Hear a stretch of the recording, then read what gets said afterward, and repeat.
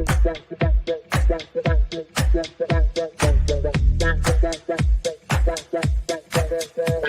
Connections Radio presents. Hello, everybody. Welcome to the Sunday morning chat series with Jesse Oakley III. And this is your host, Jesse Oakley III, speaking. The purpose of the Sunday morning chat series is where I get to interview a plethora of positive people that are making big differences in their communities, whether they're speakers, authors, singers, artists, you name it. They'll be here on the Sunday morning chat series on PR Connections. And today, I have a great episode for you. Now, this person I've interviewed before on the Sunday morning chat series, and it found it to be a true delight because this person has not only an amazing smile, but amazing talent, and she is one of those amazing go-getters that I admire, and she's taken a new adventure, which features a piece of work known as art. And please help me welcome none other than the artist herself, Miss Laura Porreca. Hey, Laura, how's it going? Hello. Thank you so much for having me on, Jesse. Oh, my goodness. This is going to be fantastic. We're going to talk about art and your amazing interests. And I'll tell you what, hey, people, when I last met Laura, she showed me some of her artwork, and ooh, this is some good talent. And I'm truly and highly impressed. And we get a chance to discuss about how she got started, and maybe she might share a work or two. So without any further delay, let's chat. Let's. All right. The first question I have for you is, when it comes to this artwork that you're doing, what inspired you to go this route of your artwork? I have to tell you that I didn't even realize it because when I first became an artist, I called my mom and I go, Mom, I'm an artist. And this was, 7 years ago when I did my first painting. And she said, honey, of course you are. When you were a child, you drew all the time. So it was inside, and I just didn't know until I began to let it come out. The creative journey, right?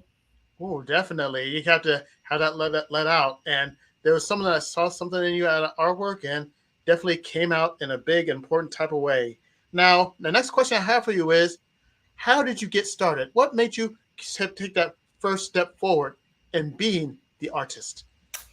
I have to tell you that it reminds me of my sister's wedding in Jamaica. We stayed in a little motel that was pretty fancy, and it had a library. And in the library, there was a book. And in the book was some work from Mark Twain, some little essays. And one of the essays said, one little decision in your life can change the whole direction of your life. And so it is true with me, because when I decided as a speaker to take a class in painting from a girlfriend of mine who was also a speaker, that's what magically opened the door for me. That one little decision to take a class from her and make a painting, and then realizing, oh my gosh, I've got natural talent at this. And so that was the beginning of the end. And I think I might as well show you that first painting. Are you ready to see it? I'm ready, and the happy people are ready. Show the painting. Whoa. Woo. That is truly fantastic. And happy people, it goes to show you that one direction can lead that beautiful piece of painting that Laura has shown, because all you have to do is just take that first direction and then go forward, and bam, you're right there. And I didn't even realize for a few years there, I just made paintings for myself, would hang them on the wall. And I've had some challenges as well, which I'm sure you're going to ask me about. Can I tell you about my challenges? Yes, let's officially go into that route and tell me about the challenges that you faced. Yeah, because this is a part of the process, and people tend to think they have this vision of when I finally get there, there'll be no more challenges. But that's a misnomer, because in your life, that's how we grow. We grow through challenges. So I had been a speaker. I was enjoying my speaking career, but my husband got cancer. So this was a serious turn in my life. He passed away. Actually, it came back 4 years later and he passed away. But in the beginning, I was just painting just to have, to kind of give my girlfriend some extra student in her class. And then I would hang them on the wall and just have them at home. But when my husband passed away, it was a whole new transition. It was like, okay, what am I going to do with my life now? I have had so much grief over his passing. And if you've lost a child, that's probably the only person who's had it worse than someone who's lost a spouse. I would think maybe a child, and then probably third after a spouse would be another family member. Unless you really don't realize the way it makes you recognize every moment is important.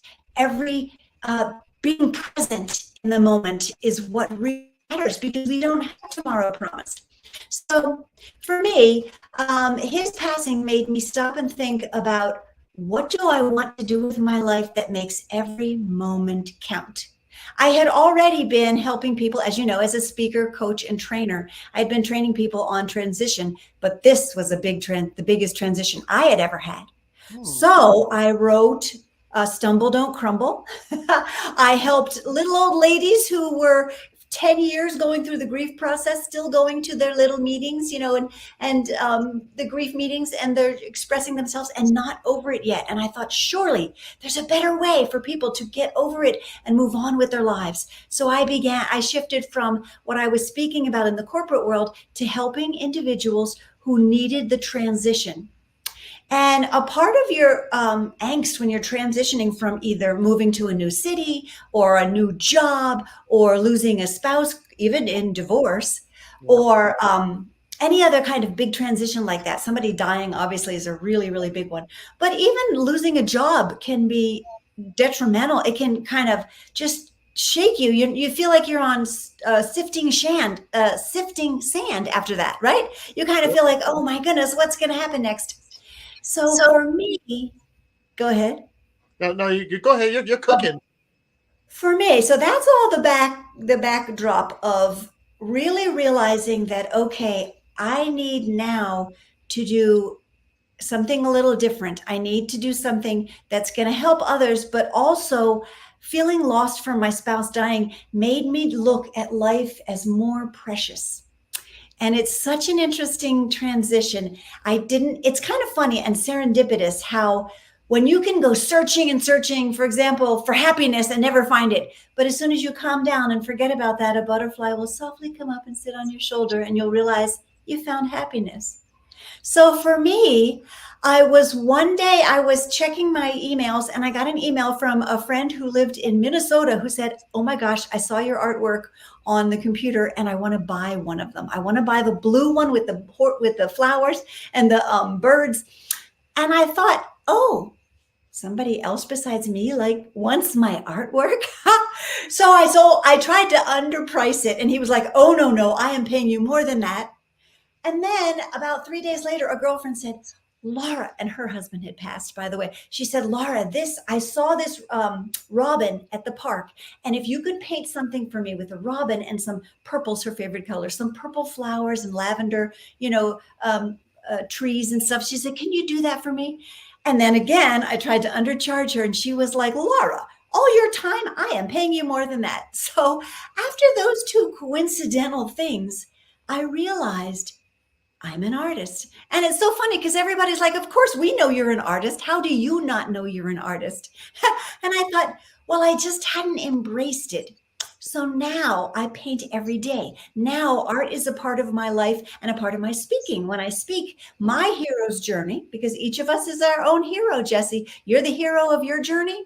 And I'm the hero of mine. And when I look back and realize that this shift of doing art has brought me back to life, I've realized I had life before I met my husband, Art. I had a life with art. And now, coincidentally, my life after art is a life with art, with my artwork. So, yes. There is life after grief. Yes, when people are transitioning, I can help them make it easier. So am I still coaching? Yes. Am I still speaking? Yes. Just Saturday, I did a speech for the Women to Women's Retreat. And I use that hero's journey to segue into what is their journey. And so my life is really in that aftermath part where it's like, this is it. This is the exciting part. This is the part where I get to really own my power. And so my wish is to be able to help everyone else who needs to own their power, because don't you think it's much better to have what you do for work be something that you love, that you would do for no money, which I did in the beginning.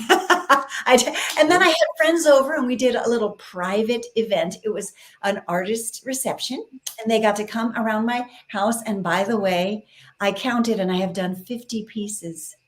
And Wow. wow, how do I have this many pieces and not have realized I'm an artist? That's who I am. That's what I am. So I'll be happy to say many of my friends purchased my art, which really gave me the validation that I shouldn't need from people buying it. I should be able to say I'm an artist, whether anyone ever buys my work or not.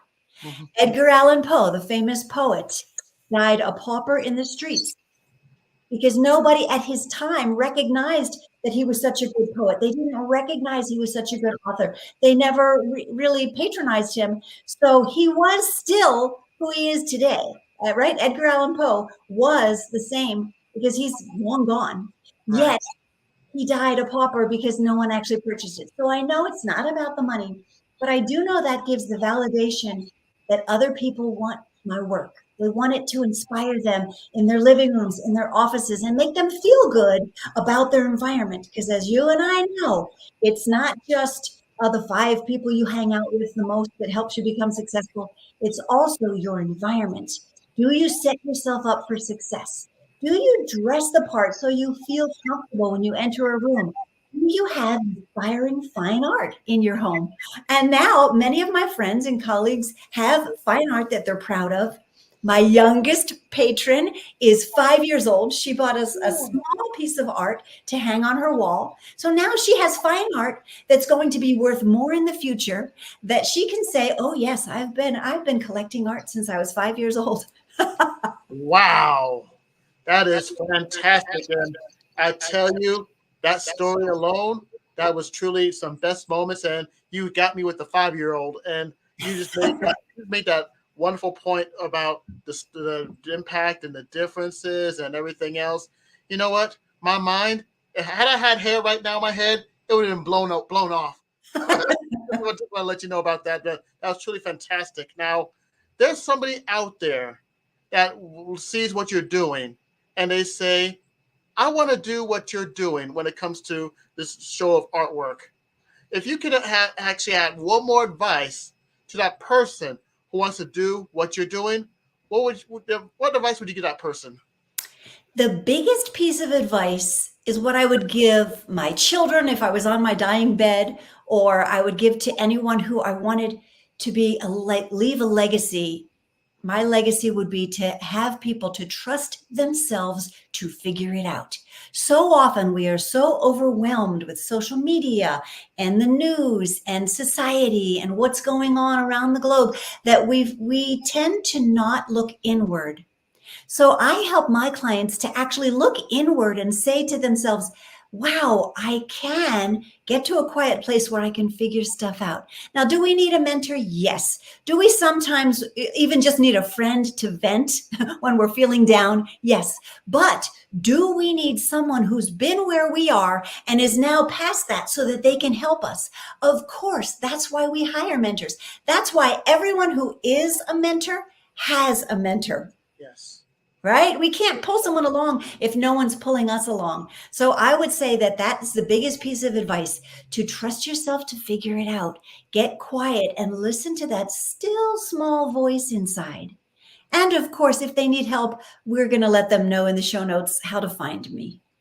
All right, fantastic. And that's some great advice is looks to be by yourself, figure it out for yourself, and then also have mentors to help you go along the way. Because I believe that Miguel de Cervantes, the author of Don Quixote, said it best with, the journey is greater than the end. And if you have that journey that's there and figure out for yourself, it'll make you more stronger, it'll make you more powerful, and it can actually make you believe yourself even further than you expected before you actually go into your journey. Now, exactly. Now, the next question I have for you is, you tell the people about words of wisdom. You have some challenging moments and some best moments that you share with us today. How can more people know about your artwork? Where could they go? Well, I have just opened a new website because, of course, I'm 7dailyhabits.com, but now we've got mycreativeidentity.com.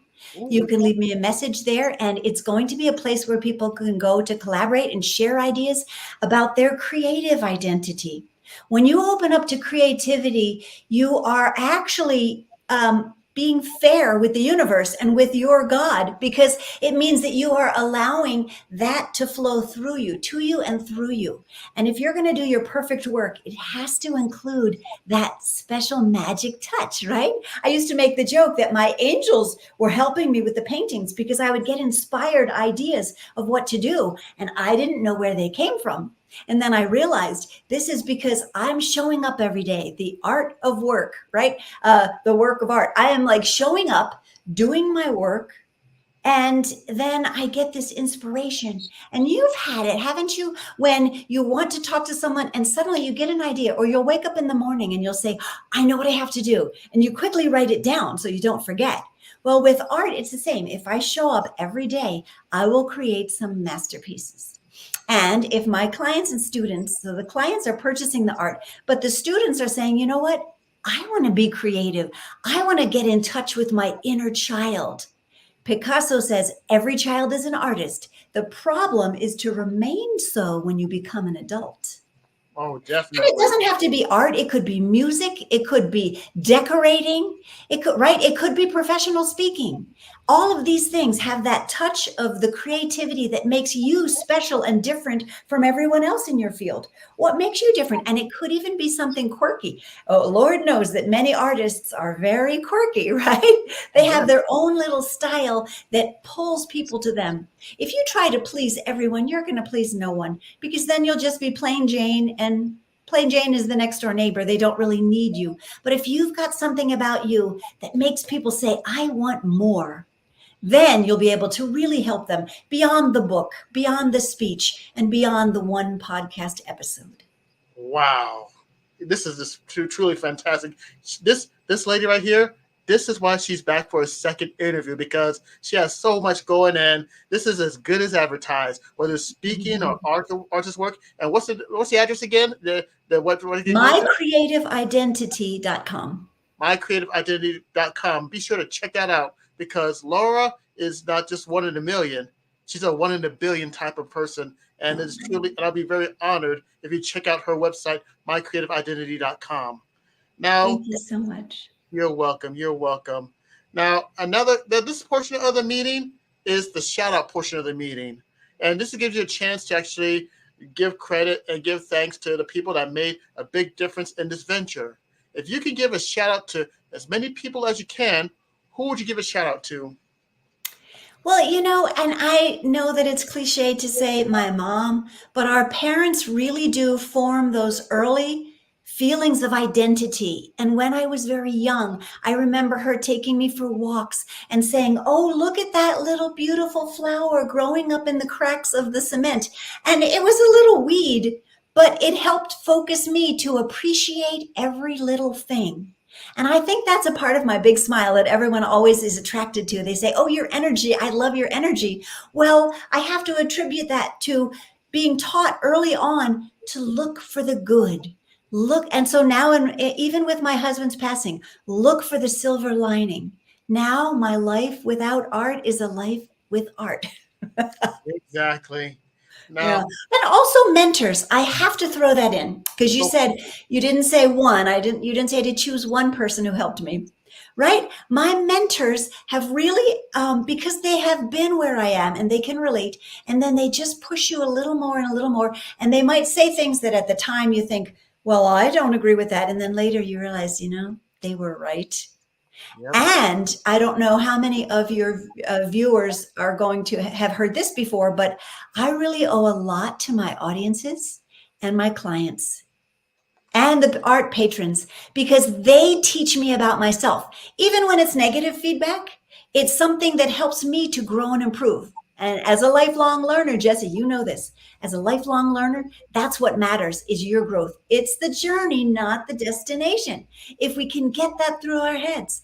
I've got to tell you, I was a kindergarten teacher in my early life, and the little kids know that. They're so excited about the sandcastle or building with the blocks, and it's not about the end product. By the time I was teaching older kids in fourth and mostly fifth grade, by fifth grade, Is this for a grade? They didn't care about the process. They cared about the end. And it's a sad statement about our society that we teach them to look for external validation. They're looking for the A. They're looking to please someone.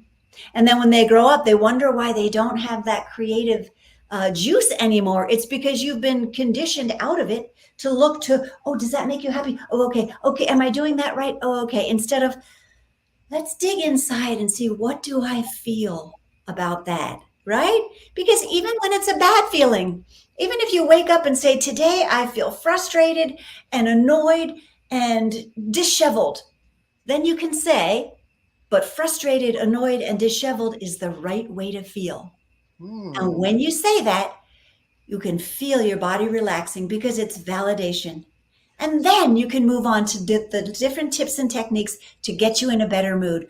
Write your affirmations, go for a walk and look at things around you that can kind of brighten your spirits. Talk to a good friend, pet the cat, right? We all know the different things we can do, but do we do them?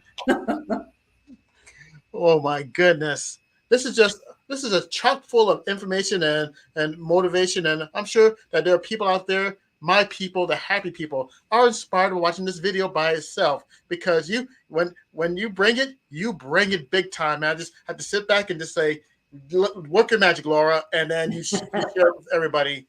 And speaking of happy people, that's my group. My group that watches videos, my following, is called the Happy People, and they just want more from you. They want more information. They want more about the innovation and inspiration. And I would like to give you this opportunity to give you one more solid advice for my group of the Happy People.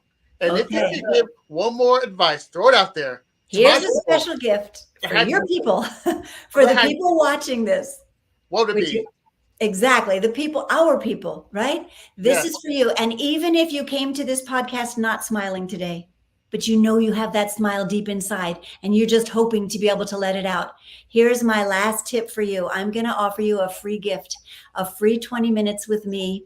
Just email me, laura@7dailyhabits.com. That's my speaker and training website. Laura at 7, the number, not the word, 7dailyhabits.com. And just write in the comments, 20-minute gift, and I will respond. We will set up a time and I will talk to you for 20 minutes about whatever your transition is, or your roadblock, or your stumbling stones, whatever it is, we can get you past it. All right. And you know what I'm going to do right now? I'm going to put it on my phone too. And actually going to do it an email, because it says Laura at 7dailyhabits.com. Yes. Okay, let me do it right now. Laura at LAURA at 7dailyhabits.com. There you are. And I'll put the title 20 minutes. Mm-hmm. All right, 20 minutes. And this is live and recording right now. And I'll go ahead and put down 20 minutes right now. And you see, this is just simple. As on the phone or email, as simple as that, and it's been sent. Bam. So see how easy that is? If you want that information, just email Laura at 7dailyhabits.com and just type in the message 20 minutes, and bam, you'll be in, and she'll give you everything that you need for the 20 minutes. And oh my goodness, this is just a truly wonderful bookend to an amazing interview with an amazing spirit like yourself, Laura. And on behalf of all the happy people that are watching this, I say thank you for taking the time out to be a part of the Sunday Morning Chat Series. You are very welcome. All right. And this concludes this episode of the Sunday Morning Chat Series. Stay tuned next Sunday where I get to interview another amazing person on the Sunday Morning Chat Series on PR Connections with Jesse Oakley III. And on behalf of all the happy people out there, this is Jesse Oakley III saying take care, and I shall see you next Sunday on the Sunday Morning Chat Series. Bye-bye. Bye-bye. PR Connections Radio thanks you for watching this podcast. Check out more episodes of this show and our others at prconnectionsradio.com.